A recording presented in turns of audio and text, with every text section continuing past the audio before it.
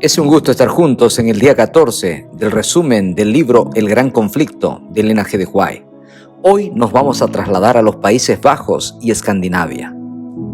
En los países del norte, el Evangelio halló pacífica entrada. Los reformadores no eran ruidosos, sectarios o indoctos. Conocían bien la palabra de Dios. Este corto capítulo está dedicado a reconocer el desarrollo de la fe bíblica en los Países Bajos y escandinavos. En Holanda siempre hubo creyentes fieles que protestaban contra la tiranía papal. Destaca Menno Simoniz, que aunque era católico y de ninguna manera quería renunciar a su fe, no tuvo más remedio que hacerlo cuando se encontró con las verdades bíblicas y las contrastó con las enseñanzas tradicionales que él había abrazado. Habiendo renunciado a la Iglesia romana, Menno viajó por los Países Bajos y el norte de Alemania con su esposa e hijos para enseñar las verdades que había recibido. Su ministerio duró 25 años y fruto del mismo, las enseñanzas reformadas tuvieron una gran aceptación en los Países Bajos. La persecución consecuente por parte del imperio y de los papistas también fue proporcional.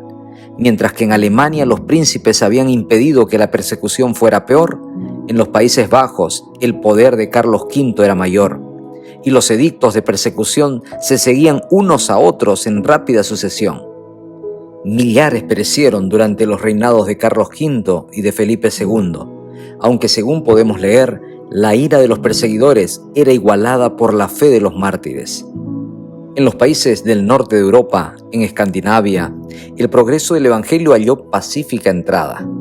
Ciertos estudiantes en Wittenberg, al volver a sus hogares, introdujeron la fe reformada en la península escandinava. El pueblo rudo y sencillo del norte se alejó de la corrupción, la pompa y las supersticiones de Roma para dar la bienvenida a la pureza, a la sencillez y a las verdades purificadoras de la palabra de Dios.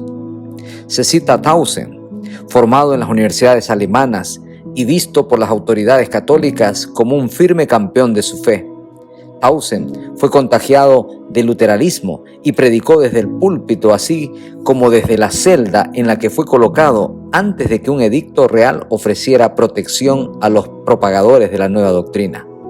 Con este edicto pudo predicar de nuevo en las iglesias, donde la gente acudía en masa a oírlo.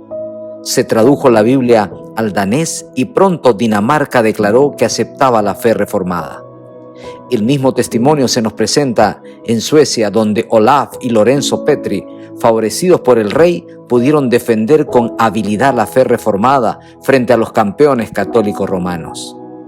Terminamos este capítulo presentando el perfil de los hombres que formaban las filas de los reformadores. Podemos leer: no eran controversias ruidosas, sectarias o indoctas. Lejos de ello, eran hombres que habían estudiado la palabra de Dios y eran diestros en el manejo de las armas que les había provisto la armería de la Biblia. En cuanto a la erudición, eran los más adelantados de su época. Cuando nos fijamos en los brillantes centros de Wittenberg y Zurich y en los nombres ilustres de Lutero y Melanchthon, Zwinglio y Colampadio, se nos suele decir que estos eran los líderes del movimiento y que naturalmente deberíamos esperar de ellos un poder prodigioso y gran acopio de saber, pero que los subalternos no eran como ellos. Pues bien, si echamos una mirada sobre el oscuro teatro de Suecia y yendo de los maestros a los discípulos, nos fijamos en los humildes hombres de Olaf y Lorenzo Petri, ¿qué encontraremos? Maestros y teólogos, hombres que entendían a fondo todo el sistema de la verdad del Evangelio y que ganaron fáciles victorias sobre los sofistas de los colegios y los dignatarios de Roma.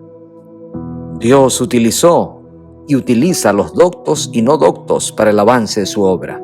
Él solo necesita disposición y entrega para hacernos sus colaboradores. En los tiempos finales de la historia de este mundo, ¿estamos dispuestos a entregarle a Él y a su obra nuestros talentos y nuestra vida como instrumentos útiles para su causa?